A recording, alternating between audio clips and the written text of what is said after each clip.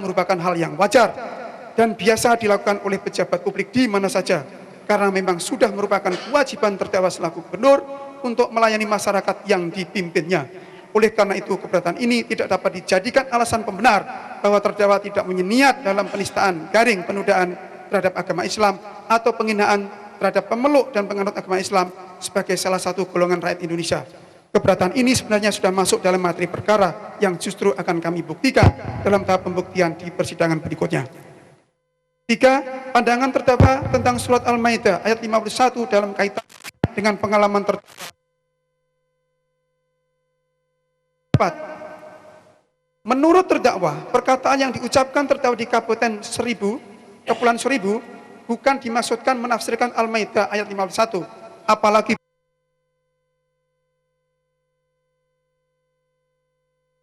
maksudkan untuk para oknum politisi yang memanfaatkan surat Al-Maidah ayat 51 secara tidak benar karena tidak mau bersaing secara sehat dalam persaingan pilkada.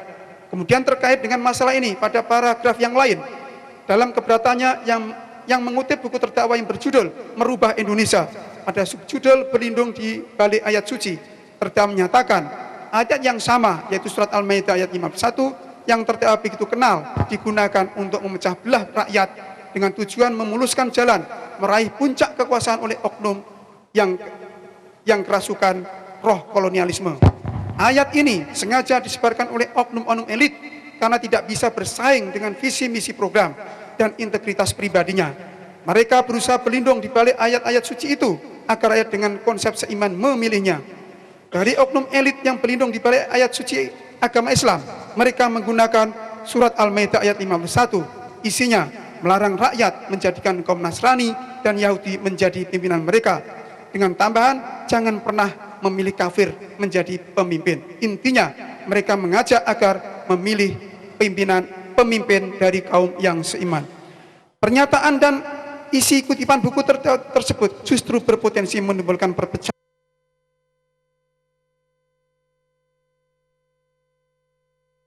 adalah hak terdakwa apabila terdakwa tidak suka dengan Al-Quran, dalam hal ini surat Al-Maidah ayat 51, karena terdakwa memang tidak mengimaninya.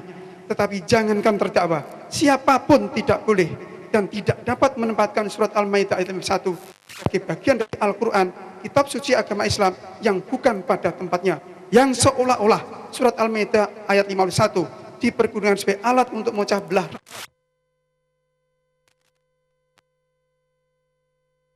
Ayat 51 tersebut digunakan oleh para polisi dalam pilkada.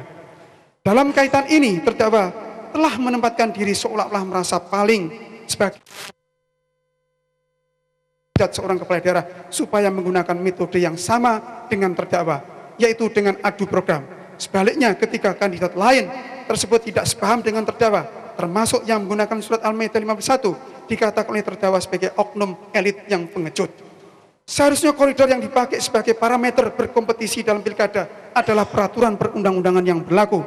Artinya, ketika ada kandidat lain yang menggunakan metode yang tidak sama dengan metode yang dipergunakan terdakwa, dan pada koridor peraturan perundang-undangan itu, yaitu sepanjang metode yang dipergunakan tidak melanggar peraturan perundang-undangan,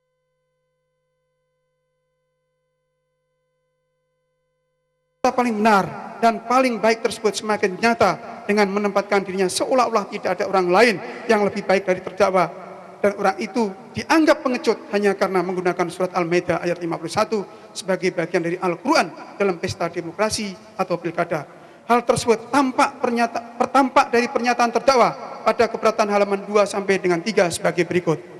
Saya tidak tahu apa yang digunakan oleh oknum elit di Bali beragama Hindu atau yang beragama Buddha, tetapi saya berkeyakinan intinya pasti jangan memilih yang beragama lain atau suku lain atau golongan lain, apalagi yang rasnya lain.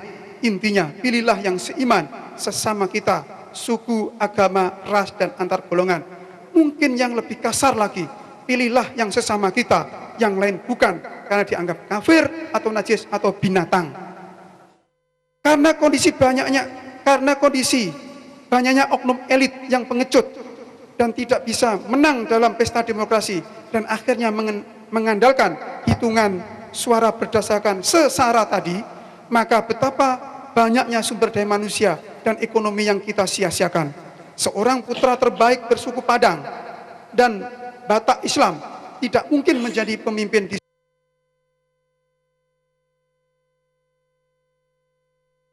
Aceh atau Padang. Kondisi inilah yang memicu kita tidak mendapatkan pimpinan yang terbaik dari yang terbaik, melainkan kita mendapatkan yang terburuk. Karena rakyat memilih memang diarahkan, diajari, dihasut untuk memilih yang sesara saja. Singkatnya hanya milih yang seiman, kasarnya yang sesama manusia. Kami tidak mengomentari lebih jauh pernyataan-pernyataan tersebut, tapi sebaiknya marilah kita semua untuk terus berbuat yang terbaik untuk bangsa dan negara tanpa harus menilai orang lain telah berbuat baik atau tidak. 4. Surat Al-Maidah ayat 51 bukan dalam rangka memilih kepala pemerintahan, karena menurut teman-teman terdakwa ayat ini diturunkan pada saat adanya orang-orang muslim yang ingin membunuh Nabi besar Muhammad dengan cara membuat koalisi dengan kelompok Nasrani dan Yahudi. Pendapat tentang keberatan itu kami tidak bisa memberikan pendapat karena tidak bisa diverifikasi sumbernya. Dalam hal ini terdakwa hanya mengatakan hal itu hanya berasal dari jawaban teman-teman terdakwa. 4. Romawi, materi keberatan penasihat hukum. Ketua dan anggota majelis hakim yang kami muliakan, penasihat hukum dan sidang yang kami hormati. Setelah mendengar dan mempelajari keberatan yang diajukan oleh penasihat hukum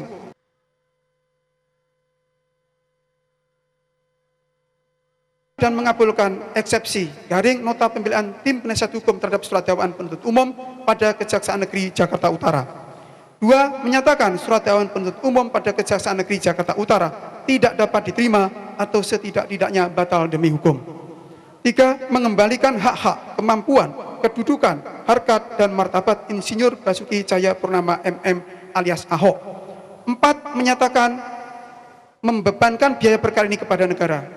Permohonan tersebut didasarkan atas alasan-alasan pada keberatan yang pada pokoknya sebagai berikut. 1. Dakwaan penuntut umum tidak dapat diterima dengan alasan saudara penuntut umum telah mengabaikan atau setidak-tidaknya mengesampingkan keberlakuan atau legalitas dari mekanisme peringatan keras sebagaimana diatur Undang-Undang Nomor 1/PNPS/1965 tentang pencegahan penyalahgunaan dan atau penodaan agama sebagai hukum positif belum pernah dicabut sehingga dakwaan penuntut umum patut dan beralasan secara hukum untuk dinyatakan tidak dapat diterima.